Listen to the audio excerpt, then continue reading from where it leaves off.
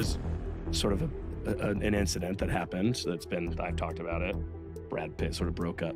A tense moment that, from what I recall, he pulled out one of his teeth. I think I heard that. Before we even started. For more than 10 years, people who followed Hollywood gossip closely kept repeating the same half-finished story.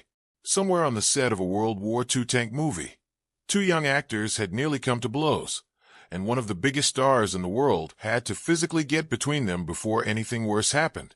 Scott Eastwood was one of those two actors.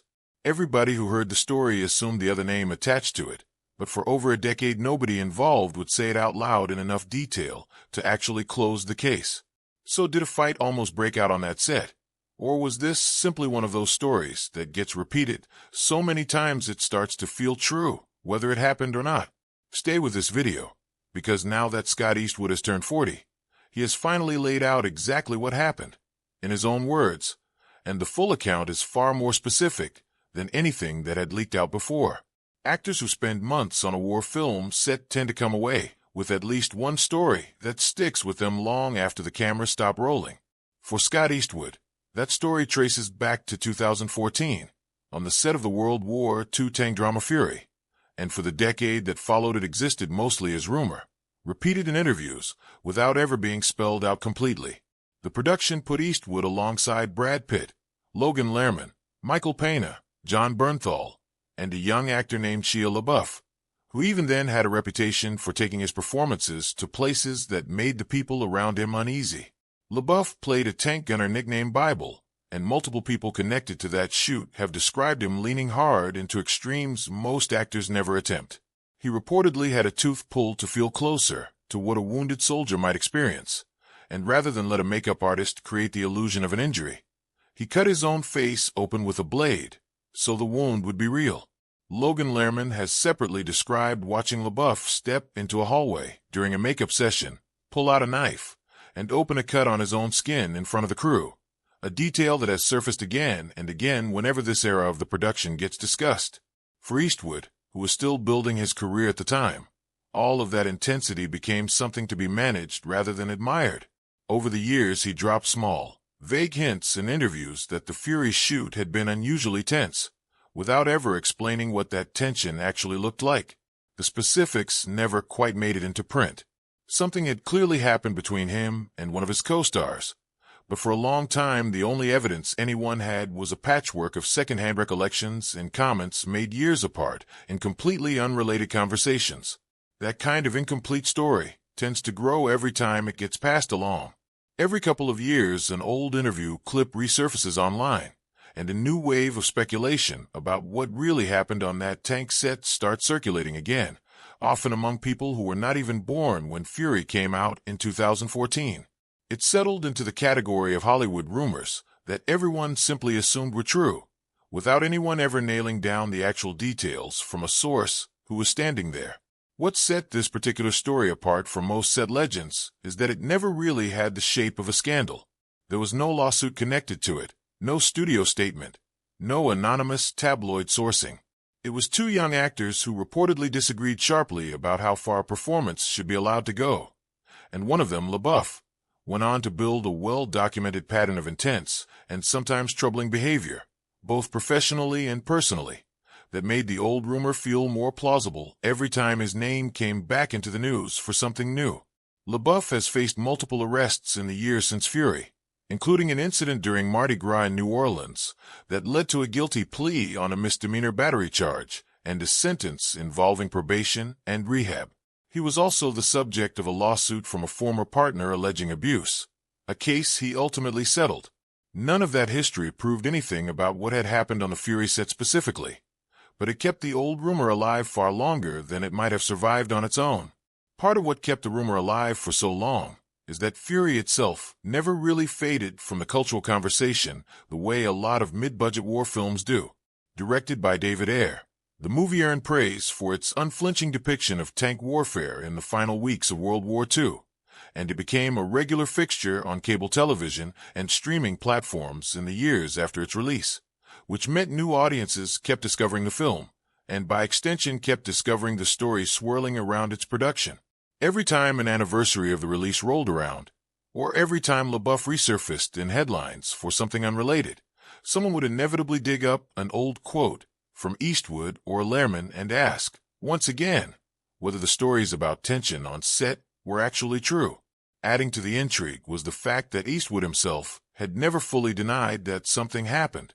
In earlier interviews, including one from 2022, he had spoken in general terms about not vibing with the way LaBeouf approached the work, saying he never believed an actor's process should come at the expense of how the people around them are treated on set, and that a demanding approach to a role should enhance a production rather than turn it into an uncomfortable environment for everyone involved. Those comments were specific enough to suggest real friction, but vague enough that they never actually confirmed the physical confrontation fans suspected was at the center of it. Everyone assumed there was a fuller version of the story sitting just out of reach, and it turns out they were right. What Scott Eastwood recently said on the record does not just confirm that something happened. It lays out the exact scene, the exact trigger, and the exact words that were exchanged that day, which is where the story finally gets interesting. There's a real difference between a rumor that has circulated for years and a direct account from the person who was actually standing there when it happened. Eastwood gave that direct account during an appearance on Dax Shepard's Armchair Expert podcast, in an episode that aired in early August, where he spoke openly about growing up between Carmel and Hawaii, an incident that got him kicked out of school as a teenager, and the years he spent bar-backing to work his way through the early stages of his career before acting became a real option for him. Now 40 years old, Eastwood did not sidestep the subject once the conversation turned to fury. He described a tense moment on set that escalated to the point where Brad Pitt physically stepped in before things went any further.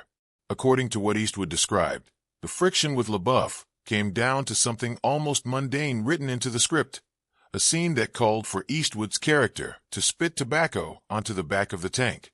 LaBeouf, deep in character and reportedly upset by the moment, objected, apparently without realizing at first that the action had been scripted rather than improvised.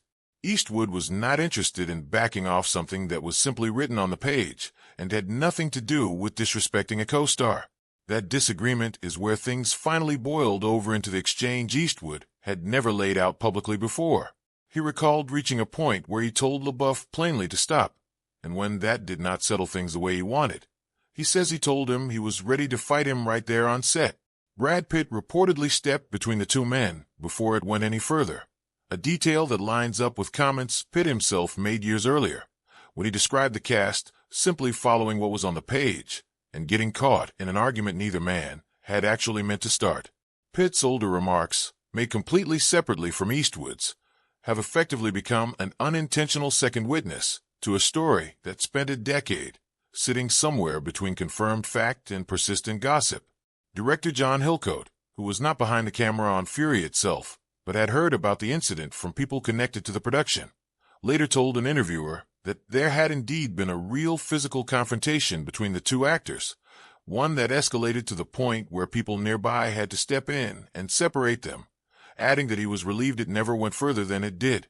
That kind of second-hand confirmation from someone adjacent to the production, arriving separately from Eastwood's own account, only reinforced how accurate the years of rumors had actually been. What stands out about the way Eastwood told the story is that he did not use it to attack LaBeouf's talent or his commitment to the role. If anything, he seemed to respect the intensity of the effort even while making clear he wanted no part of matching it. He described LaBeouf as someone who was clearly carrying a lot, someone he viewed less as a rival and more as a person working through something difficult in an unconventional way. His broader point, that there are plenty of ways to give a strong performance without putting yourself or the people around you in danger, read less like a takedown and more like a boundary he had quietly held on to for over a decade before finally putting it into words in public.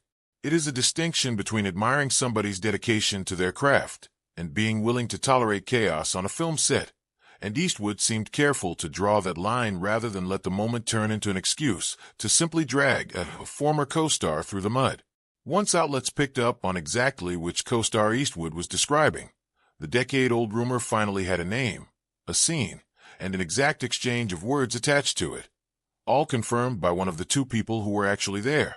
The tension was real, the confrontation was real, and the two actors involved were exactly who longtime fans of the film had suspected all along. It is also worth remembering the context LaBeouf himself has offered in the years since.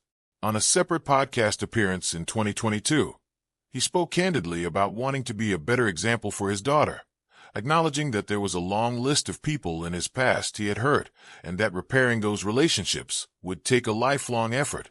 That kind of public reckoning does not erase what happened on the Fury set, but it does add a layer of context to a story that might otherwise read as a simple villain and victim narrative. Eastwood himself seemed to understand that nuance, choosing his words carefully rather than turning the story into a one-sided attack on a man he described as clearly struggling with something deeper than a difficult day at work. That was not the only story Eastwood cleared up around his birthday. Turning 40 seems to have loosened something in him, because only a few weeks earlier, on a completely different podcast, he had already confirmed the existence of another story, this one involving an actor he still has not named.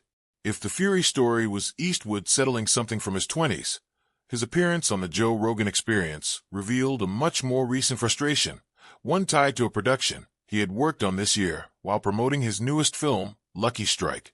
Speaking candidly on the show in late June, Eastwood described working alongside someone who abruptly walked away from a film after real money had already been invested in getting the project off the ground. He declined to name the person, and when Rogan offered to let him say the name on the understanding that it could simply be edited out of the final episode, Eastwood still turned him down. That refusal only deepened the mystery once clips from the conversation started circulating online, with entertainment writers and fans spending days trying to guess exactly who he might have meant. What he did share was blunt. He described the unnamed individual as someone who had been famous for long enough to start believing the industry, and the people who had financially backed the project owed them something regardless of the commitments they had already made. According to Eastwood, the production had already brought on a director and begun spending real money when the person involved decided they no longer wanted to work with someone else attached to the film and simply walked away, despite reports that the project had been built in large part around their own creative vision from the start. Eastwood pushed back hard on the idea that fame excuses that kind of behavior, saying plainly that the person should have paid back the money that had already been spent rather than just disappearing from the job.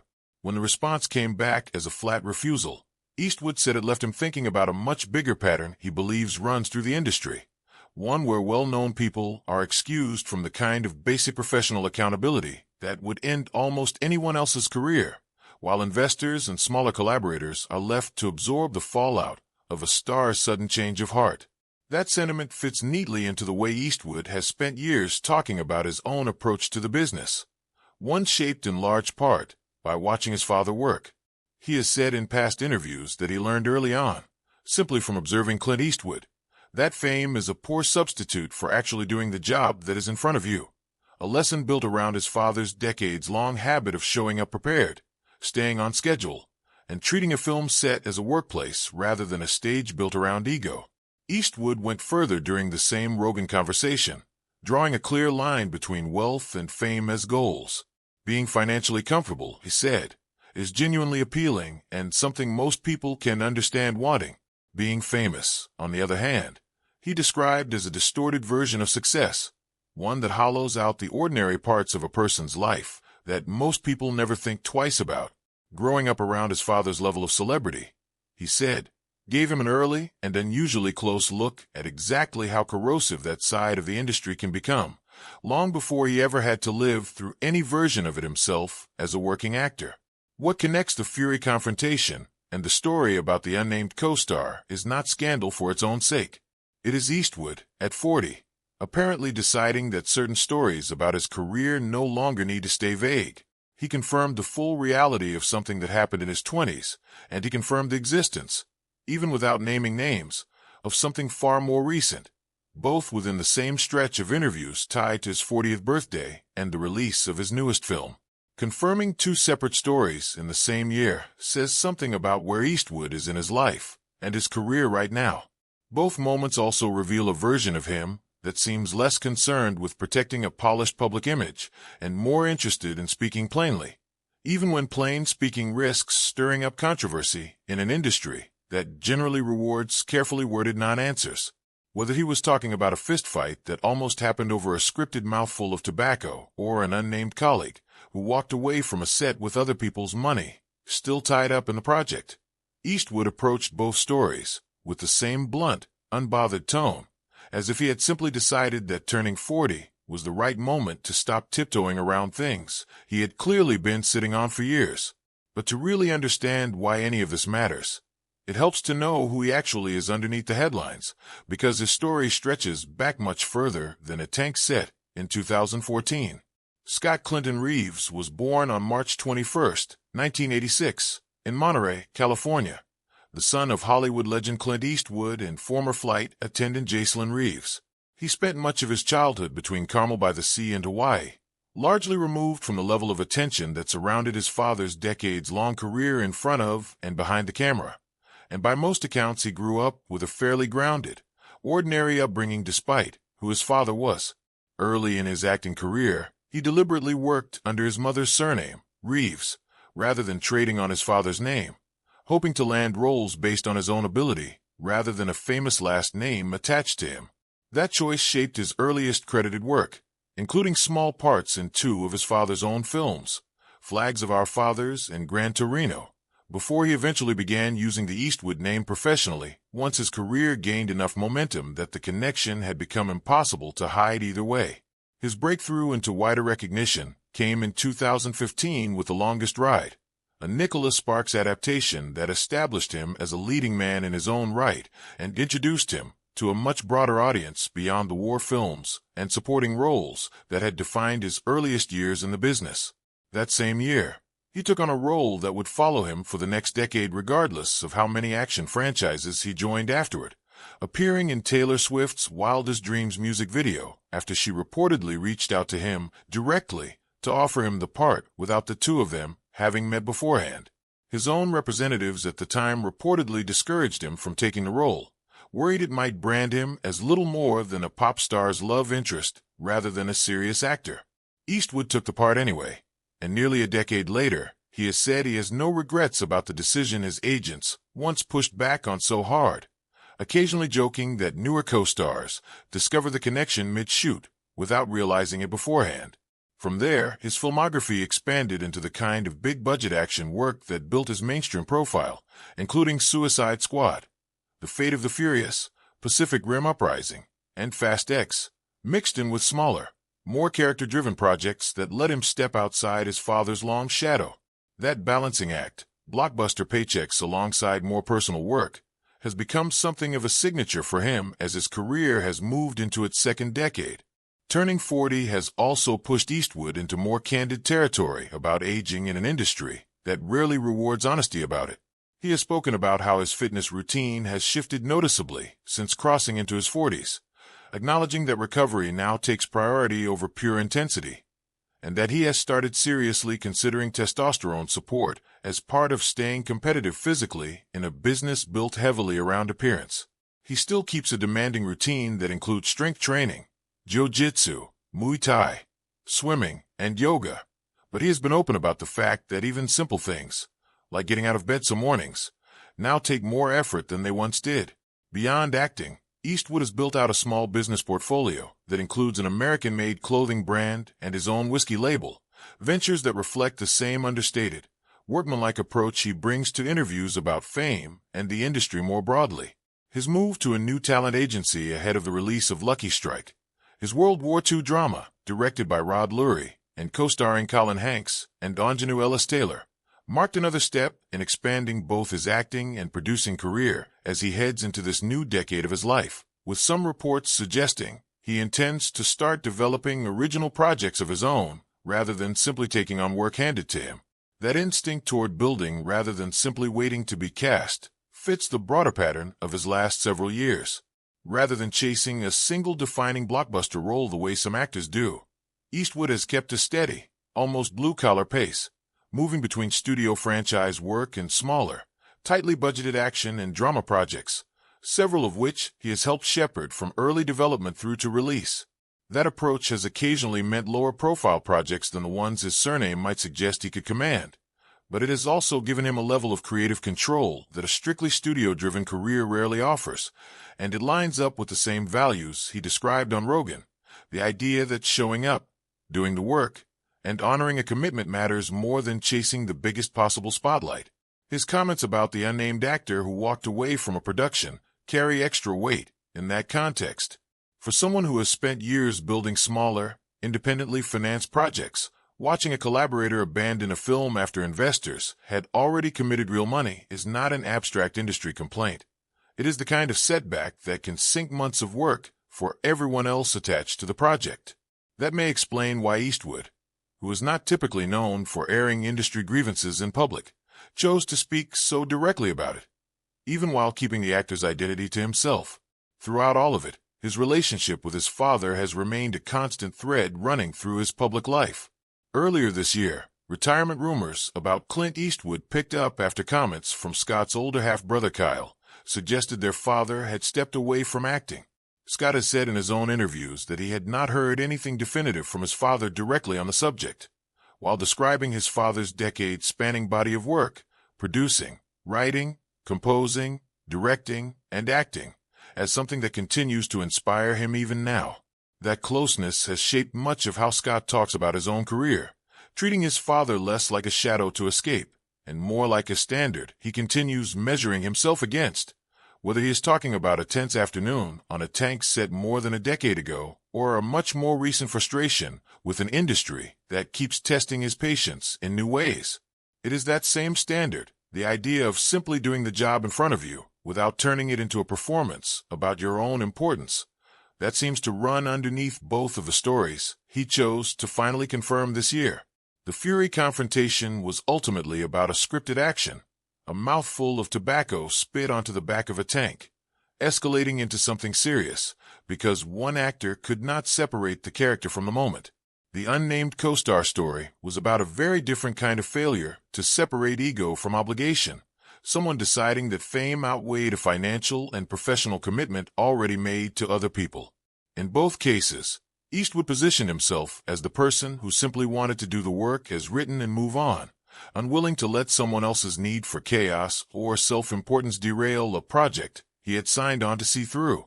At 40, with a new film in theaters and a business portfolio quietly expanding behind the scenes, Eastwood appears to be entering this next stretch of his career with less patience for staying vague about the things that used to only exist as whispered set stories. Whether that candor continues past this particular run of interviews remains to be seen. But for now, two long-standing rumors that once lived only in fragments have finally been filled in his own words, on his own terms. With this, we have come to the end of this video. Thanks for watching. If you enjoyed this video, do well to like, comment, and subscribe for more content. To enjoy more thrilling stories, click now on the following video that pops up on your screen.